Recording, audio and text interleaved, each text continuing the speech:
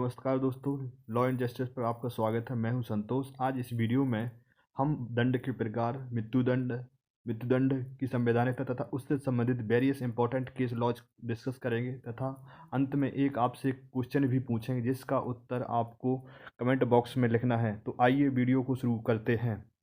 दोस्तों, दंड के प्रकारों के बारे में भारतीय दंड संहिता की धारा 53 में बताए गए हैं। सबसे पहला दंड है मृत्युदंड। दूसरा है आजीवन कारावास। जिस आजीवन कारावास का अर्थ होता है दोषी को जीवन भर के लिए कारावास। इसके संबंधित केस लॉज है गोपाल विनायक गोडसे वर्सेस राज्य 1961 का सुप्रीम कोर्ट का जजमेंट है। नेक्स्ट है कारावास। कारावास दो तरह का होता है, कठिन और सादा। दोस्तों, एक और कारावास भी होता है एकांत कारावास, जिसके बारे में प्रावधान धारा 73 और 74 के बारे में दिए गए हैं। संपत्ति का समर्पण, यानी यहाँ पर आपकी जंगम स्थावर संपत्ति का सरकार के द्वारा फॉर फीचर कर लिया जाता है। नेक्स्ट है जुर्माना। दोस्तों, दंड के 5 प्रकार बताए गए हैं, इनको आपको याद रखना है। अब आइए आप डिस्कस करते हैं मृत्युदंड की संवैधानिकता। इस संबंध में पहला सुप्रीम कोर्ट का जजमेंट आया था जगमोहन सिंह वर्सेस उत्तर प्रदेश राज्य 1973। सुप्रीम कोर्ट का 5 जजों बेंच का निर्णय था।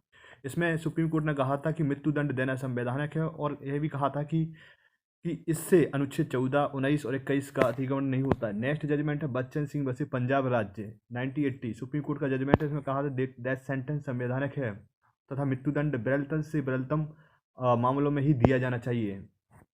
अब जानते हैं कि विरलतम से विरलतम मामले होते क्या हैं, rarest of the rare cases होते क्या हैं। तो इसके लिए एक स्टैंडर्ड भी मेंटेन बनाया हुआ है सुप्रीम कोर्ट ने कि इसके लिए ये चीज़ें जरूरी होती हैं। हत्या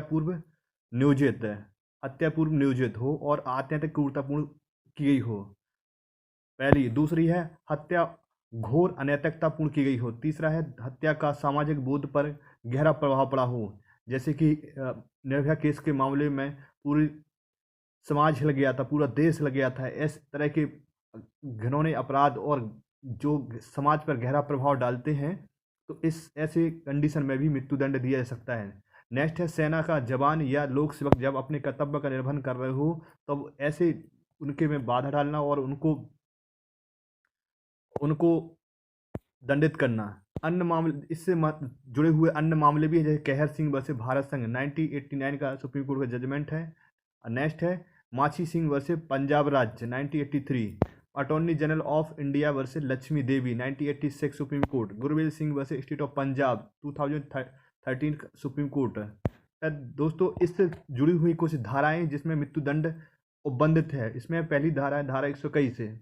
इसमें कहा गया कि भारत सरकार के विरुद्ध युद्ध करना का प्रयत्न करना या दुष्प्रेरण करना। दोस्तों, अगर ये करते हैं आप तो आपको मृत्युदंड दिया जा सकता है। नेक्स्ट है 132 है विद्रोह को दुष्प्रेरित करना, परिणाम स्वरूप विद्रोह हो जाए। दोस्तों, भारत की सेना को विद्रोह करने के लिए उकसाना और उसके परिणाम से अगर विद्रोह हो जाता है तो मृत्युदंड दिया जा सकता है। नेक्स्ट है 194 मिथ्या साक्ष्य देना या मिथ्या साक्ष्य गढ़ना, जिससे निर्दोष व्यक्ति को मृत्युदंड दे दिया जाए। तो दोस्तों, जो ऐसा मिथ्या साक्ष्य देगा या गढ़ेगा तो उसको भी मृत्युदंड दिया जा सकता है। दोस्तों, 302 के बारे में तो आपने सुना ही होगा, हत्या अगर किसी व्यक्ति की करते हो तो आपको मृत्युदंड दिया जा सकता है। नेक्स्ट है धारा 303 आजीवन कारावास के अपराधी द्वारा हत्या। जो व्यक्ति आजीवन कारावास के दंडादेश के अधीन है और किसी व्यक्ति की अगर हत्या कर देता है तो उसे भी मृत्युदंड दिया जा सकता है। लेकिन एक केस है मिट्ठू सिंह बाद का नाम से जाना जाता है। इस बाद में सुप्रीम कोर्ट ने धारा 303 को असंवैधानिक घोषित कर दिया था, शून्य घोषित कर दिया था। नेक्स्ट है धारा 305 आईपीसी धारा 305 में बताया गया है कि अगर बालक, पागल या उन्मत्त व्यक्ति को आत्महत्या के लिए दुष्प्रेरित करते हैं तो जो व्यक्ति ऐसा दुष्प्रेरण करता है उसको मृत्युदंड दिया जा सकता है। नेक्स्ट है फिरौती आदि देने के लिए व्यभिचार। धारा 364 के तहत बताया गया कि अगर आप किसी व्यक्ति की फिरौती देने के आशय से अगर व्यभिचार करते हैं तो भी मृत्युदंड दिया जा सकता है। नेक्स्ट है धारा 376 भी 12 वर्ष से कम आयु की स्त्री से अगर रेप किया जाता है तो उस व्यक्ति को भी जो रेप करता है उसको मृत्युदंड दिया जा सकता है। नेक्स्ट सेक्शन है 376A पीड़िता की मृत्यु या लगातार विकृतिशील दशा कारित करने के लिए दंड। दोस्तों, 376A में बताया गया कि अगर कोई व्यक्ति रेप करते समय पीड़िता की मृत्यु कारित कर देता है या उसको गंभीर उपहति पहुंचाता है जैसे, तो ऐसी स्थिति में भी उसे मृत्युदंड दिया जा सकता है। फिर है 376E, इसमें बताया गया कि पुनरावृत्तिकर्ता अपराधियों के लिए दंड है। पुनरावृत्तिकर्ता अपराधी मतलब रेप से रिलेटेड जो व्यक्ति होते हैं, अपराधी होते हैं, अगर वो उन्हीं अपराधों को बार बार दोहराते हैं तो 376E के तहत भी उसे मृत्युदंड दिया जा सकता है। दोस्तों 396 भी बताया गया कि हत्या सहित डकैती, अगर कोई व्यक्ति डकैती करते समय किसी व्यक्ति की हत्या कर देता है तो भी उसे मृत्युदंड दिया जा सकता है। नेक्स्ट है दोस्तों, अब एक क्वेश्चन अभी है जो हम आपसे पूछते हैं और उसको आपको कमेंट बॉक्स में उसका आंसर लिखना है।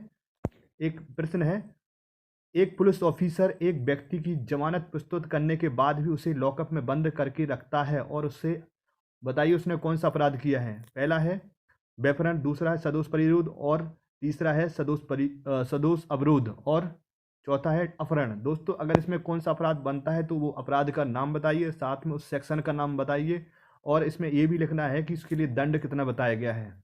दोस्तों अगर ये वीडियो आपको पसंद आता है तो आपको लाइक कीजिए, शेयर कीजिए और हमारे चैनल को सब्सक्राइब कीजिए।